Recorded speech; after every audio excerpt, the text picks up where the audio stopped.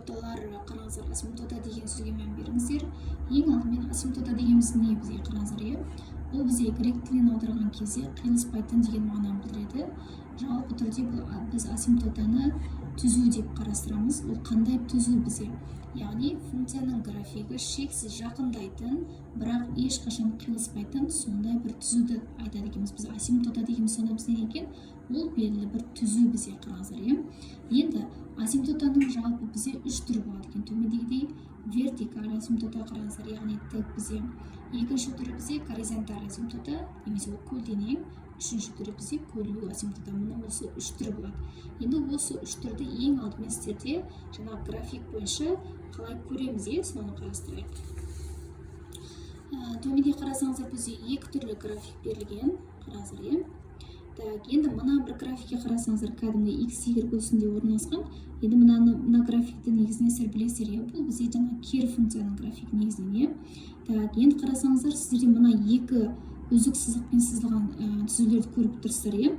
Енді сонда қараңыздар, не байқадыңыздар? Бұл жерде сонда мына функцияның 2 тармағын қарайтын болсаңыздар, мына үстіндегі тармағда, астындағы тармағда бізде не болып тұр?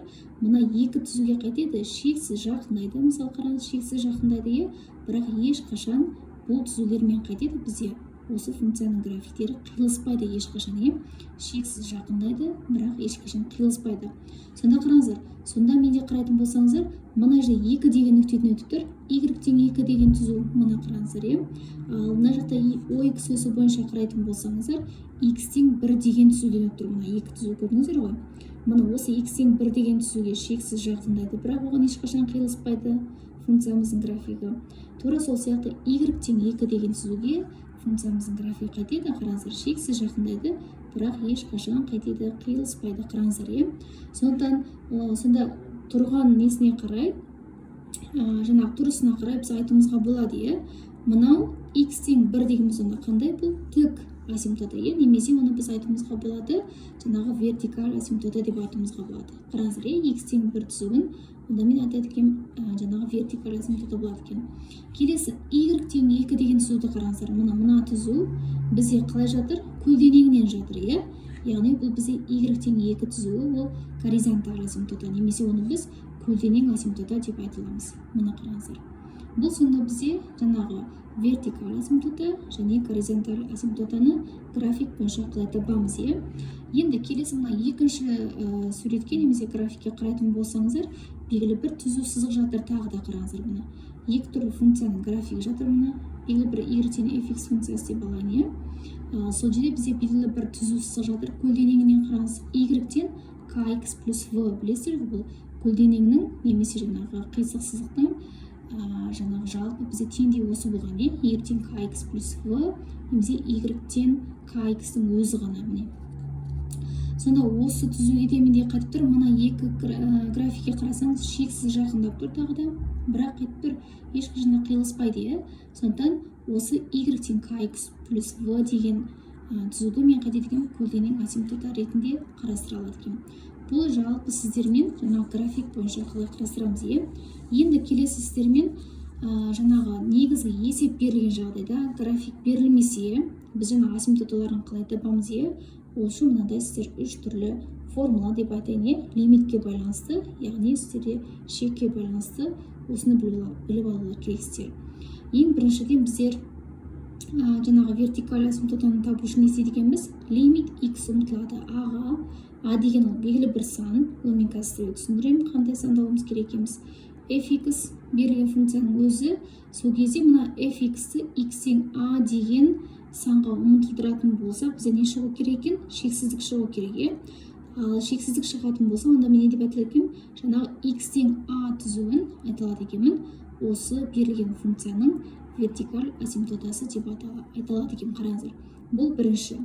Екіншіден бізде горизонталь асимптота болу үшін, немесе көлденең асимптота болу үшін бізде мынандай шарт орындалу керек. Яғни лимит x ұмтылады шексіздікке, жаңа біз санға ұмтылдырғанбыз, мына жерде сіздер шексіздікке ұмтылдырасыздар, иә?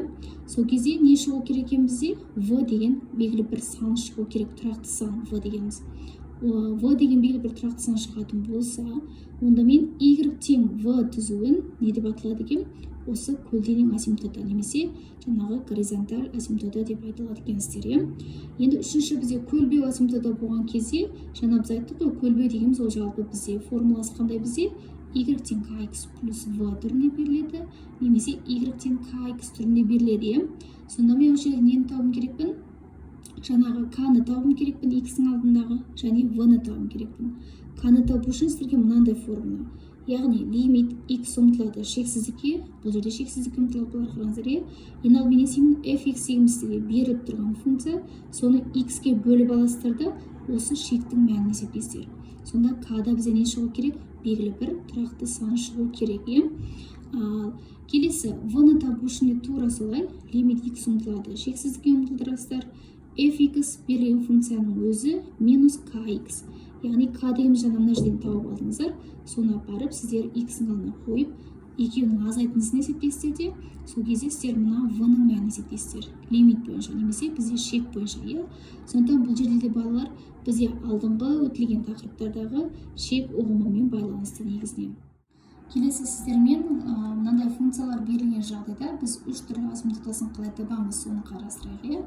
Бірінші мысалы сіздерге мынандай берілген, яғни 3x квадрат минус 7x деген сіздерге осындай бір функция берілген.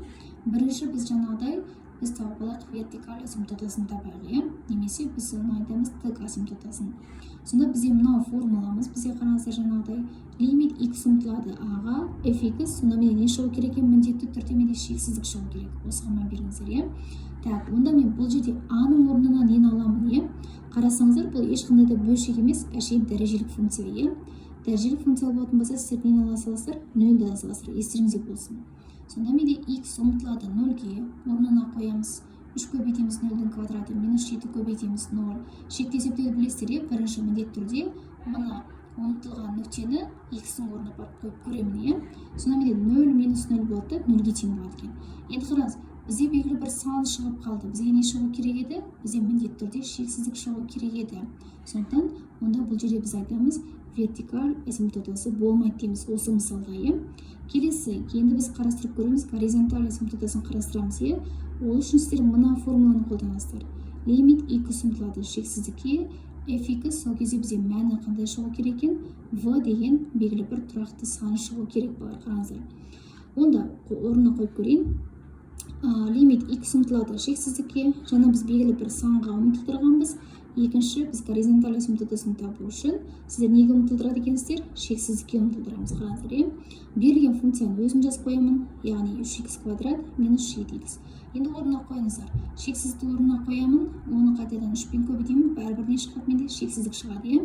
Ал 7-мен шексіздікті көбейтемін, бәрібір шексіздік шығады. Шексіздіктен шексіздікті азайтамын, бізде не шығады?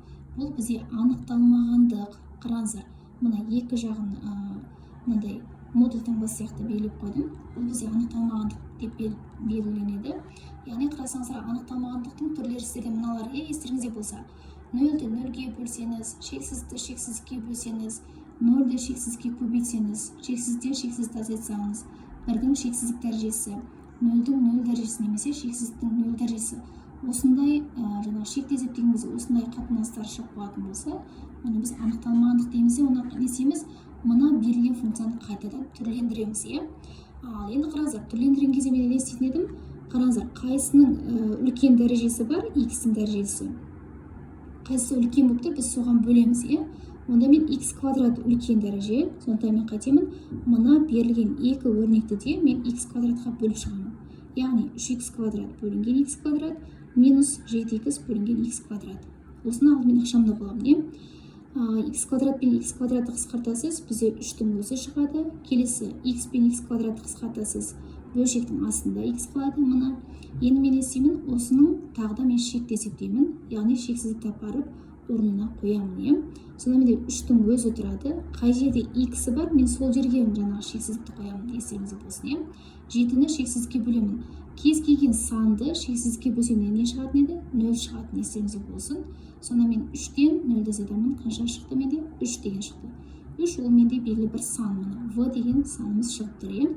Онда мен жазылады екен y тең 3 деген түзуіміз бізде не болады екен? Жаңағыдай горизонталь асимптота болады деп айтыласыздар. Немесе бұл бізде жаңағы көлденең асимптота деген сөз. Келесі біз көлбеу асимптотасын табамыз. Ол үшін сіздер мына жаңағы түрлі формуланы қолданамыз. Y тең kx плюс v шығу керек бізде, немесе Y тең kx түзу, осы екі түзу шығу керек бізде.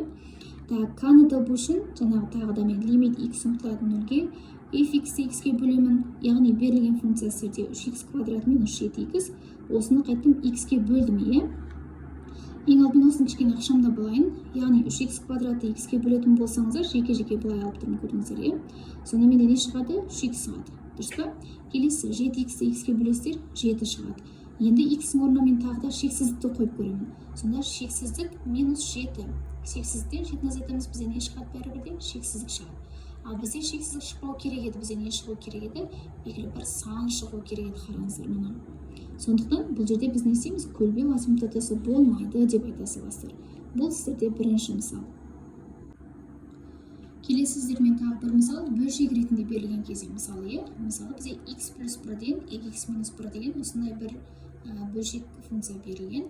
Енді осының біз жаңағы 3 түрлі асимптотасын табайық. Тура жаңағыдай. Ең бірінші біз табамыз нені? Жаңағы вертикаль асимптотасын. Ол үшін тура мынадай формуланы қолданасыздар жаңағыдай. Енді бұл жерде естеріңізде болсын, мен a-ның орнына 0-ді ала алмаймын. Себебі бізде мына не болып тұр? Бөлшек болып тұр. Бөлшек болып тұрған жағдайда сіздер мына алымындағы тұрған x плюс 1 бар ғой, сол x плюс 1-ді сіздер тең емес 0 деп аласыздар. Яғни x тең емес минус 1-ге. Мына осы шыққан минус 1 деген нүктені апарып, сіздер мына a-ның орнына қоясыздар. Немесе бұл не? Сіз жаңа функцияның үзіліс нүктесі деген сөзге, осы үзіліс нүктесін бірінші тауып аласыздар. Ол үшін міндетті түрде бөлшек болған жағдайда бөлшектің бөлімін қайтеміз? 0-ге теңестіреміз, қараңыз. Сонда бізде минус 1 деген, a-ның орнына минус 1 деген нүктені аламын. 2x минус 1 бөлінген x плюс 1, қараңыздар. Өздеріңіз білесіздер, шекті есептеген кезде x-ің орнына жаңағы минус 1-ді қойып шығамын. Сонда 2 мен минус 1-ді көбейтесің минус 2, минус 1-дің өзі. Келесі x-ің орнына мен минус 1-ді қоямын. Сонда менен шығады екен минус 3 бөлінген 0. Енді қараңыз, кез келген санды мұны жазып қойдым. Шексіздікке бөлеміз. Керісінше, мынау санды шексіздікке бөлеміз 0 шығады, немесе санды 0-ге бөлсең шексіздік шығады. Қараңыздар, санды 0-ге бөлдім, сонда не шықты? Шексіздік шықты. Мына келіп тұр ғой екеуде. Шексіздік шығу керек еді менде, мына шығып тұр. Сондықтан x тең минус 1, мына нүкте аласы, x тең минус 1 түзуі, онда менде болады екен, осы берілген функцияның графигінің несі болады екен? Жаңағы вертикаль асимптотасы болады екен. Енді келесі мен табамын, жаңа горизонтальды табамын, немесе көлденең асимптота. Яғни лимит x ұмтылады шексіздікке, fx, ол кезде не шығу керек еді? Белгілі бір сан шығу керек. Енді осыны есептеп көрейік. 2x минус 1 бөлінген x плюс 1, қараңыздар, шексіздікке ұмтылдырып тұрмын. Сонда менде 2 мен шексіздік көбейтеміз шексіздік минус 1 не шығады? Шексіздік шығады. Шексіздік плюс 1 тағы да шексіздік шығады. Енді қараңыздар, шексіздік бөлінген шексіздік, жаңа біз айттық не дедік? Бұл анықталмағандық. Егер де бұлар анықталмағандық қалатын болса, сол күйде қалдырмайсыздар. Мына берілген функцияны қайтадан сіздер қайтесіздер, түрлендіресіздер. Ол үшін мен жаңа айттым, x-тің үлкен дәрежесіне бөлесіздер дедім. Сонда қараңыздар, x-тің үлкен дәрежесі бұл жерде x-тің өзі ғана. Сондықтан мен қайтемін, бүкіл мына 2x-ті де x-ке бөлемін, 1-ді де x-ке бөлемін, x-ті де x-ке бөлемін, 1-ді де тағы да x-ке бөлемін. Қараңыздар. Енді осылар кішкене ақшамда болайық. X пен x қысқарады да, менде тек қана 2 ғана қалады. Сонда қарай минус 1 бөлінген x, x пен x қысқарсаңыз 1, қосылған 1 бөлінген x. Енді осы жерден тағы да мен шексіздікті қайтемін, жаңағы x-тердің орнына апарып қоямын. Сонда менде не шығады? 2-ның өзі минус 1 бөлінген шексіздік бөлінген 1-дің өзі плюс 1 бөлінген шексіздік. 1 бөлінген шексіздік мен жаңа айттым, қаншаға тең болады дедім? 0-ге тең болады дедім. Осы естеріңізде болсын. Сонда менде 2 минус 0 2-ге тең болады, 1 минус 0 менде 1-ге тең болады. Сонымен 2 деген белгілі бір сан шықты, міне v дегенбіз. Яғни бізде ол 2-ге тең болып тұр. Сонымен y тең 2 деген түзуіміз бізде не болады екен? Жаңадай горизонталь асимптота болады деп айта аламыз, немесе көлденең асимптота. Келесі біз не істейміз? Жаңағыдай көлбеу асимптотасын табу үшін тура жаңағыдай y тең kx плюс v-ны табуым керекпін, немесе y тең kx-ті табуым керекпін. Жаңа түзу сызық бізде. бұл жерде k-ны табу үшін бізде мына формула болған ең алдымен fx-ті x-ке бөліп аламыз. Яғни міне берілген функция мынау, қараңыздар, мына 2x минус 1 бөлеміз x плюс 1, осыны барып бөлдім неге? x-ке бөлдім. Енді бұлар қараңыздар, x-ке бөл деген сөз x-тен бірге көбейт деген сөз. Яғни мына x-ті мен қайтемін? Бөлшектің жаңағы бөліміне көбейтемін. Сонымен x пен x көбейтсеңіз, x квадрат қараңыз, мына x пен 1-ді көбейтсеңіз, плюс x өзі қалды. Мына, сонда бізде ықшамдап келіп мынау шықты. Енді несеміз, осы жерден тағы да мына жердегі шексіздікті апарып x-тердің орнына қояйын. Сонда менде 2 шексіздікке көбейтемін. Шексіздік минус 1, тағы да шексіздік. Астында шексіздік плюс шексіздік, тағы да шексіздік шығады. Сонда шексіздікті шексіздікке бөліп не шығады? Менде қарасаңыздар, бұл анықталмағандық шығады екен, қараңыздар. Тағы да біз жаңа айттық, анықталмағандық шығатын болса, міндетті түрде мына берілген функцияны қайтесіз сіз? Тағы да түрлендіресіз. Ол үшін x-тің үлкен дәрежесіне бөлесіз. Яғни бұл жерде x квадрат үлкен барлығынан, сондықтан мен қайтемін? Барлығын бүкіл мүшелерін x квадратқа бөліп шығамын, қараңыздар. Сонда менде x пен x квадрат қысқарып кетеді, 2 бөлінген x квадрат, қараңыздар. 1 бөлінген x квадраттың өзі тұра берсін. X квадрат пен x квадрат қысқартамын 1, x пен x квадрат қысқартамын 1 бөлінген x шықты.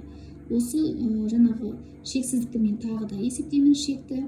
Яғни мен мына шексіздікті апарып x-тердің орнына қойып шығамын. 2-ні шексіздікке бөлесіз, не шығады? Мына үстіне жазып қойдым, 0 шығады. 1-ді шексіздікке бөлесіз, тағы да 0 шығады. Сонда бізде жаңағы үстінен немесе бөлшектің алымынан бізде 0 шығады екен. 1 қосылған 1 бөлінген x немесе 1 бөлінген шексіздік, қараңыз, тағыдан бізде не шегенде 0-ге тең. Сонымен сізде 0 бөлінген 1, яғни 0-ге тең болады екен. Сонда менде k-ның орнына не тұр деген сөз? Бізде 0 тұрады деген сөз. Енді қараңыз, k-ның орнына мен 0-ді тұрғыза аламын ба? Тұрғыза алмаймын. Себебі 0 мен x-ті көбейтсеңіздер, қазір не болып кетеді? X жоқ болып кетеді, 0-ге алып кетеді. Бізде міндетті түрде көлбеу болу үшін x-тің алдында белгілі бір сан тұру керек, бірақ 0-ден басқа сан тұру керек. Сондықтан бұл жерде тағы айтады екенбіз, көлбеу асимптотасы болмайды деп айтасыз. Бұл жерде k 0-ге тең болғаннан кейін ары қарай мына v-ны есептеп керек емес болар. Соны ескеріңіздер.